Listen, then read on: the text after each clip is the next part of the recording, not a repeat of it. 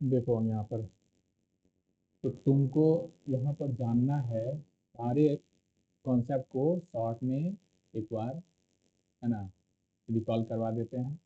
बहुत कुछ बोल दिए हैं। देखो यहाँ पर क्या है ना, पहला पॉइंट हो गया प्रोबेबिलिटी क्या है, तो कहना this is the quantitative measure of uncertainty हो गया, यानी न्यूमेरिकल वैल्यू होना चाहिए। और यहाँ पर इसकी पॉसिबिलिटी हमेशा 0 से लेकर 1 तक हो, यानी किसी इवेंट, अगर मान लो कि प्रोबेबिलिटी को पी लिखते हैं, प्रोबेबिलिटी ऑफ इवेंट, ये ऑलवेज 0 से लेकर 1 तक होगा, है ना। यानी अगर 0 आ गया किसी प्रोबेबिलिटी, वो इम्पॉसिबल हो गया। अगर प्रोबेबिलिटी 1 आ जाए तो वो श्योर हो गया। एग्जाम्पल शॉर्टकट में दे देते हैं, पहले यहीं से आ गए। जैसे आपने जैसे आपने when a die is thrown, तो पहला क्वेश्चन है probability of getting 7 is impossible, is is possible event. ठीक है, क्योंकि जब हम लिखेंगे सैंपल स्पेस इसमें, तो तुम्हारे पास हो जाएगा एस इक्वल टू 1 आ सकता है, 2 आ सकता है, 3 आ सकता है, 4 आ सकता है, 5 आ सकता है और 6 आ सकता है। एक डाई उछलने पर 1 2 3 4 5 6 ही आ सकता है, 7 नहीं आ सकता है। तो अगर कहोगे, यहाँ एक फार्मूला हो गया जो क्लास 10 में पढ़े हैं, इसलिए स्किप कर रहे हैं, कि किसी भी इवेंट की प्रोबेबिलिटी बराबर होता है number of favourable outcomes by total number of outcomes. अगर इसको सिम्बॉलिकली देखो, तो probability of an event equal to हो गया नंबर ऑफ फेवरेबल इवेंट, मतलब N E upon sample space N S, N E by N S. तो N E मतलब जो आपको चाहिए, जैसे यहाँ पर क्या कहे, ऑफ गेटिंग 7, तो आप लिख सकते हो यहाँ पर probability of getting getting getting 7 equal to, देखो N E by N S होता है तुम्हारे पास। एन ई मतलब पहले तो इवेंट लिख लो, तो गेटिंग 7 में इवेंट क्या हो जाएगा, 7 आने के चांसेस कुछ नहीं, खाली, है ना, यानी 0। तो एन ई हो गया 0 बाई टोटल 6 बराबर 0। तो 7 आने के चांसेस ये इम्पॉसिबल हो गया। और दूसरा केस है probability of getting number less than 7, मतलब नंबर मीन्स यहाँ नंबर नेचुरल नंबर का है, नेचुरल नंबर, है ना। नेचुरल नंबर जब डाई उछाल रहे हैं ना, तो नंबर लेस देन भी लिख सकते हैं नेचुरल का जो, क्योंकि उसमें तो फ्रैक्शन वगैरह होता नहीं है। तो ठीक है, रहने दो, नंबर ही रहने दो। तो नंबर लेस देन 7, तो सुनो, इसमें फेवरेबल इवेंट को अगर ई बोलते हो, तो 7 से कम वाले सारे नंबर को लिख दो, तो 1 भी हो सकता है, 2 भी हो सकता है, 3 भी हो सकता है, 4 भी हो सकता है, 5 भी हो सकता है और 6 भी हो सकता है। इस तरह से number of favourable event N E, यहाँ पर मेरा एन ई बराबर हो गया, टोटल काउंट कर लो, दिस इज 6, और एन एस तो आपके पास है ही, टोटल 6 ही है। तो प्रोबेबिलिटी ऑफ इस इवेंट के लिए, यानी यहाँ प्रोबेबिलिटी ऑफ लिख सकते हो getting a number less than 7 is equal to, P E मतलब ये है ना, तो N E by N S, यानी 6/6, दिस इज 1। यानी 7 से कम आने के चांसेस की प्रोबेबिलिटी ये श्योर हो गए कि डाई में 6 तक ही होता है, तो 7 से लेस सारे नंबर आ सकते हैं 6 बार, तो 6/6 ये श्योर हो गया। तो दो चीज़ तो कंप्लीट हो गया। अब इसमें कुछ कुछ वर्ड्स मेंशन है जो पहले भी पढ़े हो। रेंडम एक्सपेरिमेंट मतलब सारे, जैसे ये एक्सपेरिमेंट एक डाई को उछाले ना, तो जितना भी पॉसिबल आउटकम्स है, यानी रिजल्ट, आउटकम्स जब जब आउटकम्स बोलेंगे तो उससे पॉसिबल रिजल्ट हम लोग समझेंगे।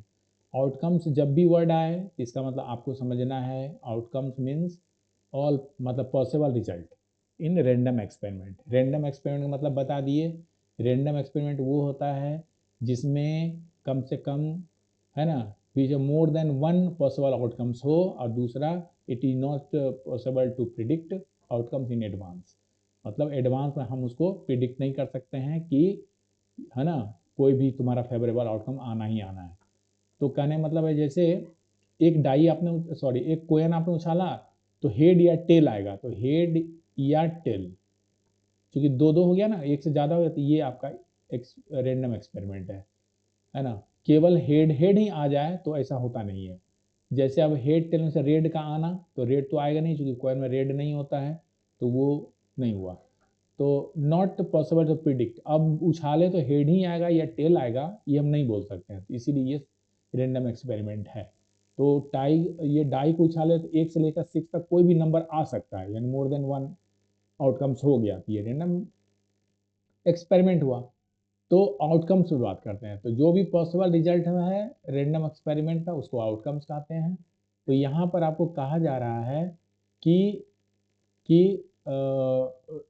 यहाँ पर हो गया ये वर्ड। चलो नेक्स्ट है सैंपल स्पेस, हो गया क्लियर, सारे फेवरेबल आउटकम, सॉरी, सारे पॉसिबल आउटकम्स को सैंपल स्पेस कहते हैं, शॉर्ट में यहाँ पर हो गया, लिख देना set of all possible outcomes. अभी दिखलाए ऊपर एस बराबर, जैसे आपने एक डाई को उछाला तो 1 2 3 4 5 6 है, इससे एक आपने सेट बनाया सारे आउटकम्स को लेकर, तो ये सैंपल स्पेस है। और इससे अगर चाहिए कि इवन नंबर ही केवल आए तो 2 4 6 से एक सेट बना लो। जैसे यहाँ पर अगर कह दें कि क्वेश्चन हो गया गेटिंग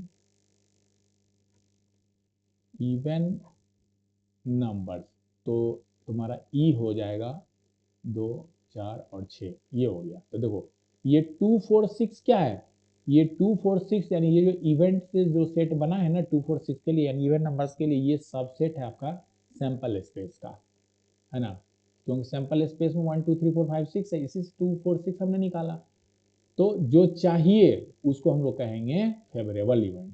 तो यहाँ हमें चाहिए था इवेंट नंबर, तो 2 4 6 आ गया। तो टोटल इवेंट हो गया तुम्हारे पास 3, और टोटल सैंपल स्पेस में टोटल एलिमेंट हो गया 6, तो 3/6 means 1/2 is the probability of getting event numbers.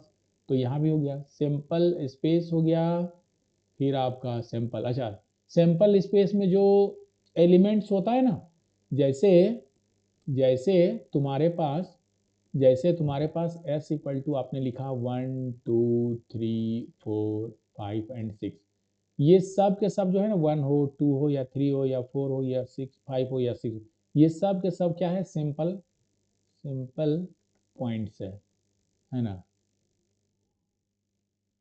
Sample points है, ये सब सैंपल पॉइंट्स है। सैंपल पॉइंट का मतलब हो गया एलिमेंट्स, ये सब वर्ड आएगा। तो देखो sample point, each element of sample space is called sample point, ये भी क्लियर हो गया। सारे एलिमेंट जो उस सेट का सारा एलिमेंट यानी सैंपल स्पेस सारा एलिमेंट को सैंपल पॉइंट कहते हैं। बाकी यहाँ समझा दिए। इवेंट का मतलब हो गया कि सेट ऑफ फेवरेबल आउटकम, जैसे यहाँ पर कहे इवेंट नंबर आने का चांसेस, ये फेवरेबल है मेरा, यानी जो चाहिए वो रिजल्ट, उससे जो सेट आपने बनाया वो इवेंट कहलाया। तो कह सकते हो कि इवेंट जो होता है वो सबसेट होता है सैंपल स्पेस का। अक्रेंस ऑफ एन इवेंट तो समझ ही गए। अब देखिए यहाँ पर टाइप्स में आए थे, हम बताए अभी अभी कि इम्पॉसिबल और श्योर इवेंट क्लियर हो गया। जिस इवेंट की प्रोबेबिलिटी 0 हो वो इम्पॉसिबल, जिस इवेंट की प्रोबेबिलिटी 1 हो वो श्योर। सिंपल इवेंट देखो यहाँ पर हो गया इम्पॉसिबल, पढ़ लेना। सिंपल इवेंट में हो गया an event E has only one simple point, तो वो होगा सैंपल स्पेस, ठीक है। किसी भी सैंपल स्पेस में से जो आपने इवेंट बनाया, एन इवेंट